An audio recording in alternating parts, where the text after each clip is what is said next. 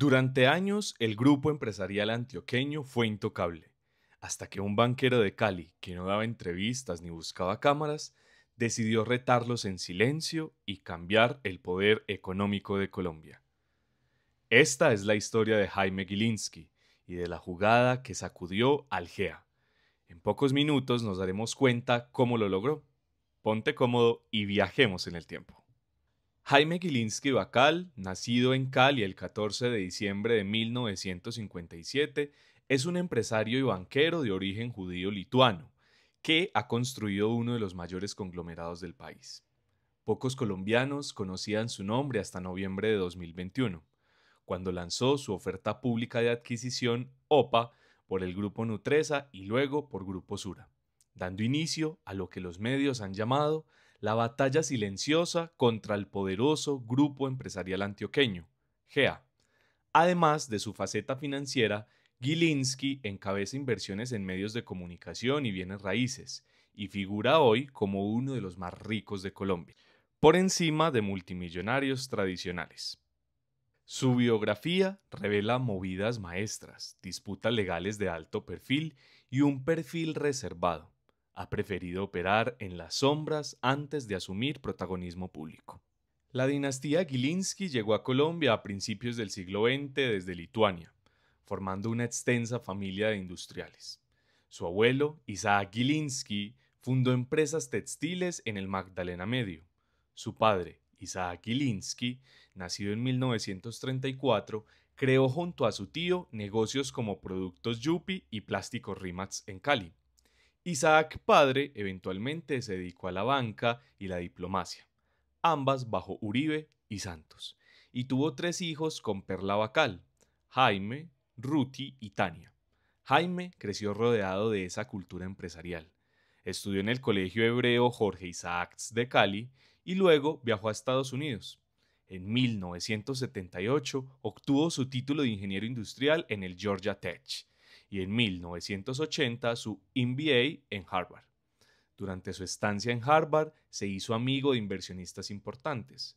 Fuentes hablan de su cercanía con George Soros, una relación que años después resultaría estratégica en sus primeras grandes operaciones bancarias. De regreso en Colombia en 1987, ya casado y con sus hijos naciendo, su primogénito Gabriel, nacido en 1987, sería clave en la siguiente generación.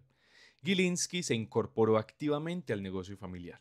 Con sus estudios y contactos internacionales, rápidamente comenzó a reestructurar y expandir las empresas que heredó.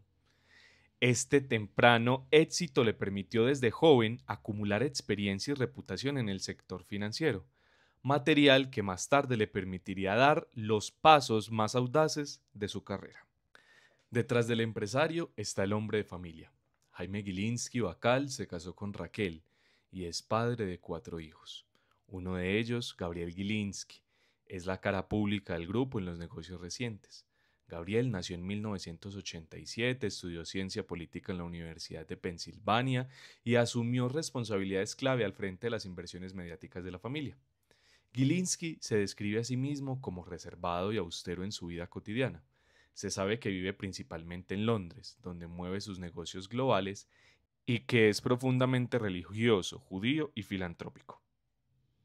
En Harvard, Jaime fue presidente de Capital Projects for the Chatba House, financiando la casa judía en el campus, y junto a su esposa Raquel ha donado millones a causas educativas y de salud tanto en Colombia como en el extranjero.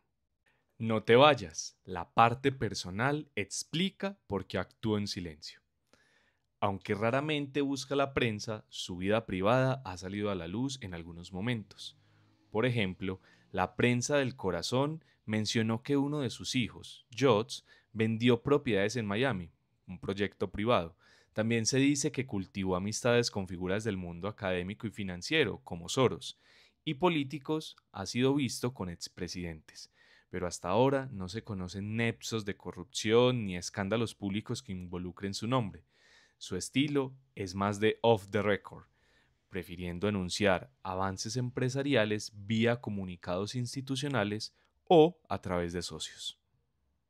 En las décadas siguientes, Gilinski transformó su capital familiar inicial en un imperio bancario. aprovechó cada oportunidad de reestructuración y compraventa de bancos en dificultades. A inicios de los 90 fue artífice de la compra de las operaciones en Colombia del Banco de Crédito y Comercio Internacional, BCCI, entidad británica en quiebra. En 1990, ese activo se convirtió en Banco Andino, rescatado de la quiebra, administrado eficientemente y vendido 2 años después por más de 70 millones de dólares. Fue uno de los primeros indicios de sus dotes negociadores y su capacidad para revitalizar entidades financieras problemáticas. Pocos años después, en 1994, Gilinski reunió un grupo de alrededor de 100 inversionistas internacionales. Se habla de aportes de hasta 50 millones de dólares de Soros para adquirir el Banco de Colombia por unos 375 millones de dólares. Esta situación, clave en el sector financiero colombiano, sería escenario de uno de los giros más célebres de su trayectoria. En 1997 vendió el 51% de ese banco al Banco Industrial Colombiano, BIC, una empresa antioqueña, que era propiedad del entonces incipiente GEA. La operación, llamada el negocio del siglo, involucró 418 millones de dólares y provocó una disputa judicial que duró más de una década. Gilinski demandó alegando condiciones desventajosas y pagos improcedentes. El litigio finalizó en 2010 con un acuerdo amistoso, aunque dejó malestar y relaciones tensas entre las partes. Esta experiencia no amilanó al Gilinski, sino que le enseñó las complejidades del poder corporativo en Colombia y lo posicionó como un adversario decidido del GEA, de cuyo núcleo había sido expulsado. Aquí aprendió la lección que usaría 20 años después. En paralelo, Gilinski continuó su expansión bancaria. En 2003 adquirió el italiano Banco Sudameris, fusionándolo con la red de cajeros Servibanca, incorporando al Banco Tequendama, herencia del BSP peruano, y así consolidó lo que hoy es el Banco GNB Sudameris. Aquel banco resultante integró las filiales de Paraguay y Perú, y hoy reporta crecimientos robustos en la región. En la crisis de 2008, el grupo resistió con nuevos movimientos. En 2010 compró la corredora de bolsa Suma Valores y en 2014 tomó el control de las operaciones de HSBC en Colombia, Perú, Paraguay y Uruguay por unos 400 millones de dólares. Cada una de esas compras fortaleció el músculo financiero de los Gilinski. Así, en 2013, Gilinski figuró por primera vez en la lista de multimillonarios de Forbes, una fortuna aproximada de 2.400 millones de dólares, consolidando su reputación de estrella bancaria de Colombia. Si te gustan las estrategias financieras, presta atención a lo que viene. Estos hitos ilustran cómo Gilinski pasó de aprovechar entidades en crisis a plantear ofensivas audaces en el corazón del GEA. Nutresa y Sura, conocidas como las joyas de la corona del bloque antioqueño. Aunque la banca sigue siendo el núcleo, Gilinski diversificó su imperio en medios, bienes raíces y otras inversiones globales. En febrero de 2019 sorprendió a Colombia al anunciar la compra del 50% de Publicaciones Semana, un conglomerado editorial icónico. Ese negocio pasó rápidamente a sus hijos. Gabriel Gilinski asumió la negociación, quienes impulsaron cambios drásticos. Llevaron Semana hacia lo digital, fortalecieron su presencia televisiva con Semana TV y cambiaron su línea editorial, nombrando a la polémica Vicky Dávila como directora. Aunque la estrategia divisó críticas, renuncias de reconocidos periodistas y acusaciones de sesgo político, consolidó su apuesta mediática. Posteriormente, el grupo Gilinski avanzó a controlar el 100% de Semana tras negociaciones con el restante fundador, Felipe López. En bienes raíces y proyectos internacionales destaca su asociación con los británicos Ian y Richard Livingstone. Juntos ganaron la licitación para desarrollar 2.750 acres de un antiguo aeropuerto de Panamá, con una inversión de 705 millones de dólares a 40 años. Asimismo, Gilinski mantiene un portafolio personal en propiedades globales y una sede de residencia familiar en Londres. Como banquero global, a finales de 2019 tomó un puesto en la junta de Metrobank, en Reino Unido, alcanzando cerca del 9% de sus acciones y participando en una reestructuración de más o menos 925 millones de libras esterlinas. También compró un 3% de Banco Sabadell en España y fundó Lulobank, un banco online en Colombia. Estas inversiones ilustran su enfoque internacional y su capacidad de atraer socios extranjeros como Royal Group de Abu Dhabi en sus grandes jugadas. ¿Qué negocio siguiente crees que intentará? Piensa en globalización y fintech. En resumen, el grupo Gilinski dejó atrás su perfil silencioso para expandirse a sectores estratégicos. Consolidó la banca con Banco GNB Sudameris, tomó control de medios influyentes e ingresó a sectores inmobiliarios, hoteleros y tecnológicos, siempre respaldado por alianzas internacionales y un enfoque agresivo de fusiones y adquisiciones. Su fortuna hoy, según Forbes 2025, rondea en los 10.700 millones de dólares, que lo ubican como el hombre más rico de Colombia, justo por encima de David Vélez, fundador de Nubank. La familia mantiene una red internacional de inversiones. Se sabe que poseen fideicomisos y sociedades en Panamá, Miami y Europa. Un ejemplo de sus apuestas globales fue el proyecto de desarrollo en Panamá con los Livingston, un consorcio multidisciplinario de hotelería y retail. Gilinski es un conocido coleccionista de arte, tiene piezas judías y latinoamericanas y simpatiza con causas culturales. Desde la compra de semana ha buscado alegar que su motivación no es solo comercial, sino construir un país más estable a través de la prensa digital. Sin embargo, el giro derechista de semana bajo su familia ha despertado debate sobre su visión política, aunque él ha dicho públicamente que prefiere el mezclarse poco en la política y centrarse en los negocios. La relación de Gilinski con el poderoso grupo empresarial antioqueño comenzó en los años 90, tras vender la mayoría de Banco de Colombia al BIC. En 1997, Gilinski se sintió perjudicado al poco tiempo. En 1999 interpuso una demanda millonaria alegando que el GEA apenas había aportado 8 millones de dólares de los 415 millones pactados en la operación y que en cambio el resto se cargó a los accionistas mediante deuda encubierta. La guerra legal que siguió duró 11 años, con batallas en tribunales colombianos y estadounidenses. A pesar de una tregua formal en 2010, aquel largo litigio dejó heridas y confirmó que Gilinski no olvidaría cómo operaba el GEA, un consorcio de empresas mediano grandes con fuertes vínculos cruzados. El propio Gilinski llegó a decir que ese pleito fue un aprendizaje de arriesgarlo todo cuando es necesario, una filosofía que luego aplicaría en 2021. Lo que pasó en este año fue la consecuencia directa de este pleito.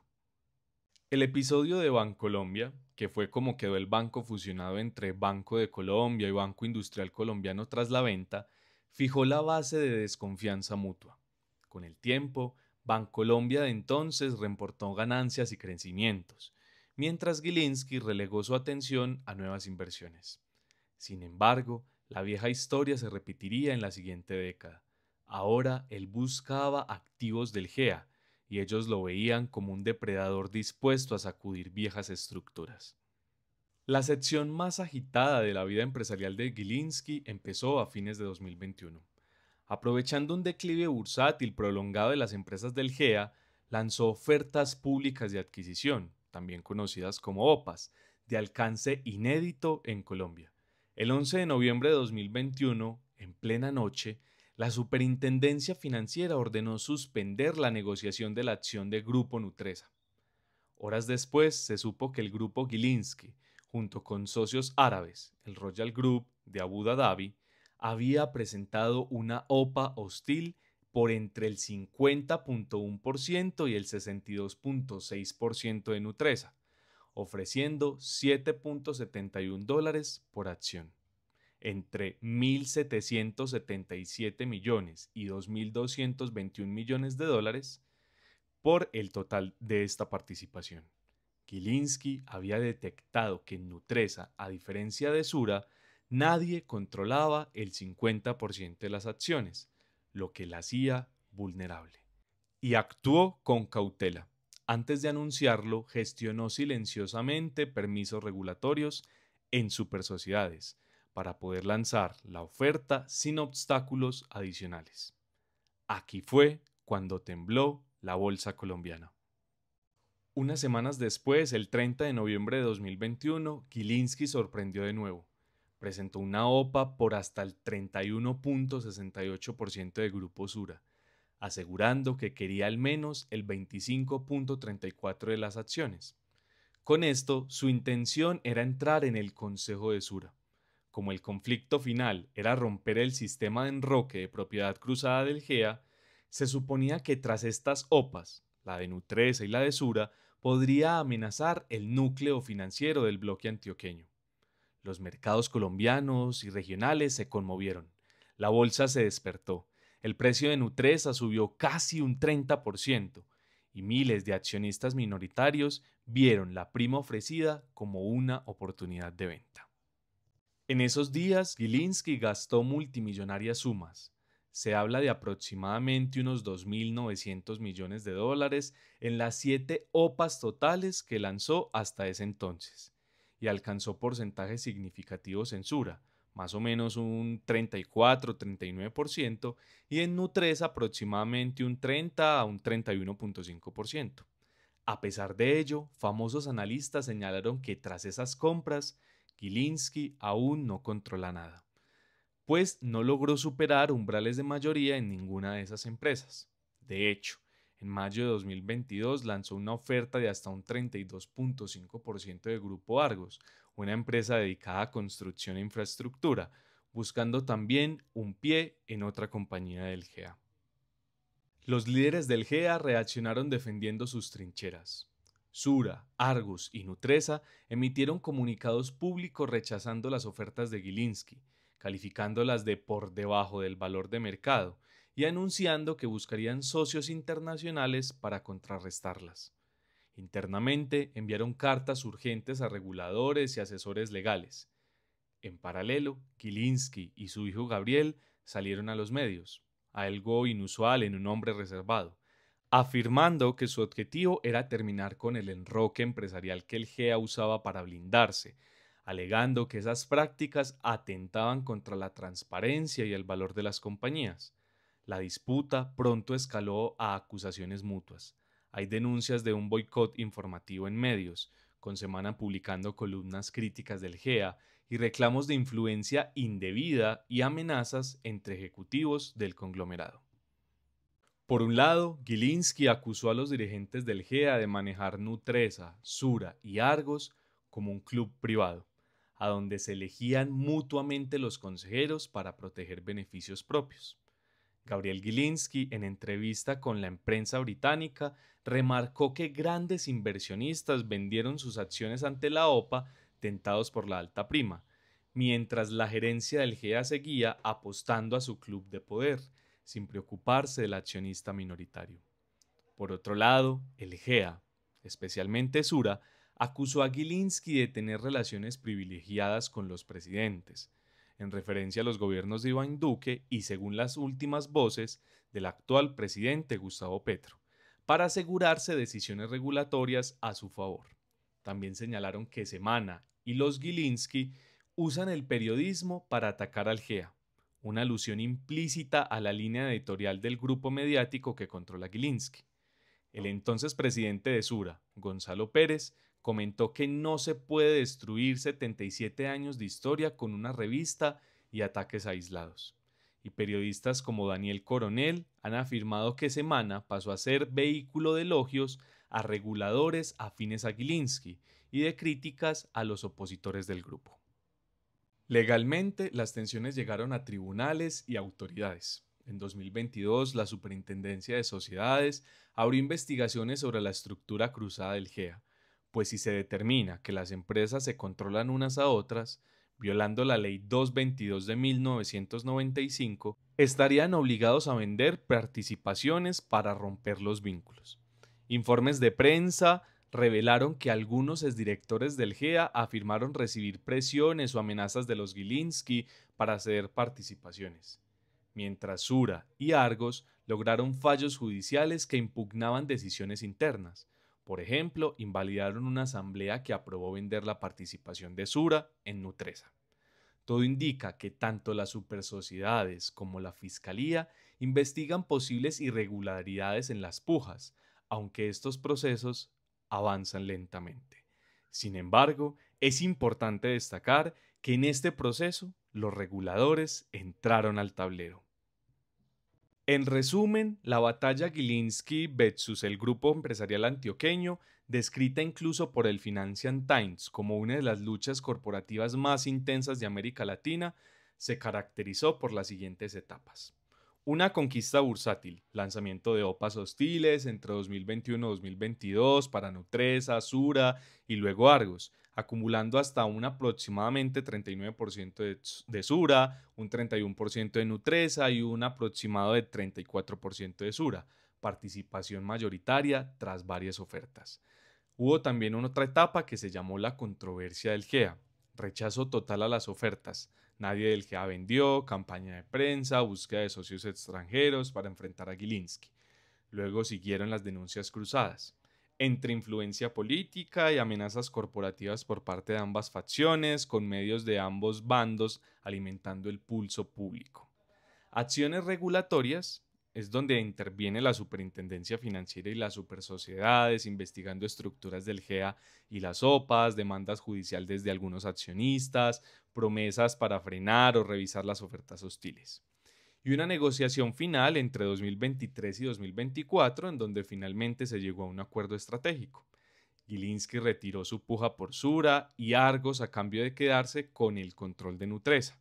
En mayo de 2023 se firmó un memorando por el cual Jaime Gilinski tomaría al menos el 87% de Nutresa y como contrapartida Nutresa se comprometería a venderle sus 7.6% de Sura, mientras Gilinski saldría de Sura. En abril de 2024 se concretó la oferta pública y se selló la operación. Gilinski y su socio árabe obtuvieron el control definitivo de Nutresa. Y Sura y Argos recibieron acciones y dinero a cambio, disolviendo así el antiguo esquema de participaciones cruzadas. Una pieza que cambió el tablero. ¿Quién ganó realmente? Quédate hasta el final y pronto lo sabremos. El resultado es que Jaime Gilinski ganó una pieza crucial del GEA, Nutresa, mientras el GEA logró mantenerse unido alrededor de Sura y Argos, las compañías enfocadas en seguros, finanzas e infraestructura. Sin embargo, la herida corporativa perdura. Nadie sabe a ciencia cierta hasta dónde llevarán las investigaciones en curso ni cómo cambiarán los equilibrios de poder. La pelea evidenció la fragilidad de estructuras que se creían intocables y relanzó a Gilinski como un actor político-económico relevante en Colombia. Hoy Jaime Gilinski Bacal es considerado uno de los grandes hacedores de la nueva oligarquía empresarial colombiana. Su capacidad para atraer inversiones extranjeros, árabes, británicos, etc., le permitió transformar una fortuna tradicionalmente de origen local en un imperio globalizado. Además de los negocios mencionados, ha incursionado en fintechs como Lulobank y según Forbes en 2025 es oficialmente el hombre más rico de Colombia, con alrededor de 10.700 millones de dólares en su patrimonio, superando a David Vélez de Nubank. Su batalla silenciosa contra el GEA es su jugada más disruptiva en décadas. Demostró que ni las estructuras más cerradas están a salvo de un jugador decidido. Si bien el desenlace final, Nutresa, Gilinski, Sura y Argos al GEA, podría parecer un equilibrio, este statu quo se le alcanzó tras más de 3 años de tensiones. Es muy posible que Gilinski, con sus aliados internacionales, siga buscando otros activos estratégicos o ejerciendo presión en juntas directivas. Al mismo tiempo, los antiguos dueños antioqueños, los Sarmiento, los Ardila Lule, etc., nunca imaginaron que un banquero de Cali, hasta entonces relativamente desconocido, pondría al GEA en jaque. ¿Qué crees tú que pasó? ¿Era una venganza o una estrategia brillante? Déjame saber en los comentarios qué opinas. Detrás de estos movimientos quedan detalles que pocos conocen, cómo Gilinski tramó discreta y brillantemente cada paso. Por ejemplo, solo se supo su OPA cuando ya estaba en marcha, o cómo su familia preparó el relevo generacional. Su hijo Gabriel hoy maneja inversiones clave. También están las controversias que han quedado registradas más en rumores que en pruebas, supuestas llamadas a reguladores, acusaciones veladas de presiones internas e incluso críticas a su influencia política. Lo cierto es que su legado será juzgado en años venideros. Para algunos, Gilinski es el innovador que reactivó la bolsa colombiana y cuestionó viejas prácticas empresariales. Para otros, es un magnate rapaz que puso en jaque a la estructura económica tradicional.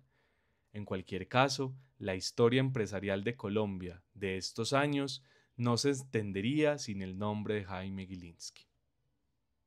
Gilinski ha aparecido regularmente en las listas de personas más ricas de Colombia, como Forbes y Dinero. Varios analistas reconocen su talento negociador y su perfil estratégico a largo plazo. Sin embargo, en contraste con sus éxitos empresariales, no se le conocen honores formales, ni universitarios, ni gubernamentales. Su enfoque siempre fue evitar publicidad y forjar acuerdos comerciales.